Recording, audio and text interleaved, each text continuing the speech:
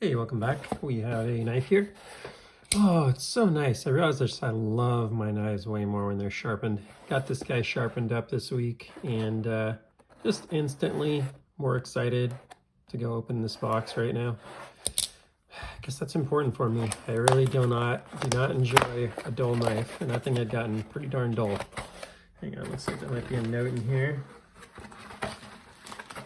Please open with caution. Inappropriate material inside. All right, let's see what we got here. Oh boy. Let's see what my boy did here. This is Knife Digger from Reddit, if you know that guy. See what he did. See what kind of shenanigans he was able to come up with to make this just a little more interesting. A little afraid to look here. Okay, doesn't look too crazy so far. Oh boy.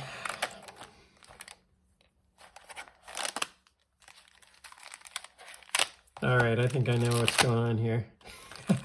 Thank you. Always needed here at the desk, that's for sure. I don't know if I want to put that one on the YouTube channel and potentially risk getting taken down. We'll have to see. But this is the Quiet Carry 9, which I've been wanting to get my hands on. It's bigger than I expected. Holy moly. I thought this was going to be quite a bit smaller. It's almost as big as the Demco 8020.5. Wow. A little stronger on the detent than I expected. Wow, really nice on the action though. Oh, actually, it's not strong. You know, I was probably giving myself a little lock bar pressure over here. Good old titanium frame lock. It's pretty nice. How's the rollout? You can't really roll it out super well. It can do it, but it's not great. It's poppy as it comes out of the detent. Super solid. And that's almost not quite gravity drop shut, but it's damn close. It takes a very small little bit of momentum at the top. Well, no, it's gravity drop shut. Yeah, it's gravity drop shut. Wow. That's pretty impressive. I didn't expect that from this knife. It's so controlled. You think it's not going to go, but it does. That's crazy. All right, let's see what kind of, maybe I'll open this off camera to start. See what kind of trouble he's got for me here. Oh dear. All right. I don't know. We got to cover things up here. This is not rated for this channel here. Sent me a, I don't know if you'd call that a Hank, but something in that size range. There is coverage there for the record. There is, she's might as well be on a beach in a bikini. Totally appropriate for YouTube as far as I'm concerned. Yeah, I'm surprised he wanted to give this thing up given that action. That is nice. Perfectly centered, it looks like. They don't carve out much on the inside. There's a little bit of reduction in the frame here on that side, but the other side looks like just a slab of titanium, as far as I can tell. So yeah, not bad. I do like this color scheme a lot. I was struggling to find a 9 that I really liked, which is why I hadn't bought one until now. And they came out with this black on black that is rather nice. And I'm not like a big black blade fan in particular, but this is just to me like the best looking version of this that I saw. So wow, that's like Hinderer without it being such a big heavy blade. That's nice.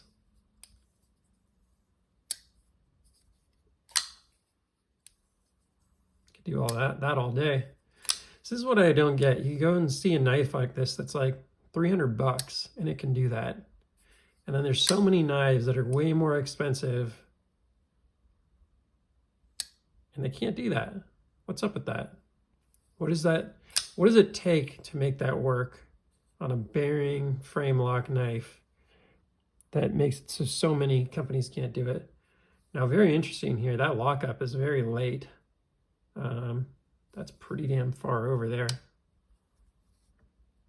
It's like 70, 80% almost.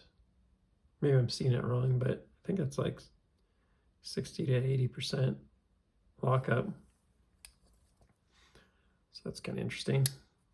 Really like the fat carbon. I don't even know if I'd call it an inlay. I guess it is an inlay. But that's really nice there. You can see how that looks. Like the texturing here. This is a sweet knife. I like it a lot more than the Quiet Carry Drift. It's a lot more fidgety. Now the impressive part of the Drift was that it's so drop shutty. Nah, that's not the right word. The action is so smooth and easy, even though it's a washer knife. What I don't like about this is it's so skinny. You can see how much thicker the 9 is versus the Drift. This thing is really sweet though. Like, it's very simple.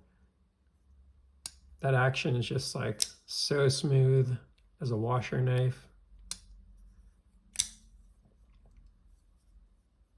Yeah, this company knows what they're doing, man. Making some really good knives. I think a version of this with like a thumb hole would be really compelling. This thumb stud's like a little much. There's just a lot of thumb stud there. It feels good for the most part. It's not like my favorite thumb stud ever. It's a little sharp around the edge of this very top disc, if you will. You can actually even see it there. How it's kind of sharp. Not sure why they did it that way, but that's not perfect. Like, you could have stepped that up a little more evenly to make that a little more comfortable. I'm sure it gets good traction this way, but not my favorite thumb stud I've ever interacted with. Like, you can even see it here on their other one. I guess it's the same thumb stud. Maybe it's just because it's such a light blade, you don't really notice it on this one. But yeah, could do a little something there with like a thumb hole. Given you got this huge carve out here, could totally see this being a, you know, studless knife. But yeah, I think that's all for now. Good little pocket clip on there. Looks like it'd be easy to use and stuff. Good texturing, lock bar, very accessible and easy to get to. There's nothing wrong with this knife. It is really well done. Really well done. Little opportunity on a thumb stud would be my only thing, but overall, grips well in the hand. Could maybe go for like a choke up there, but certainly doesn't need it. It'd be just kind of a nice to have.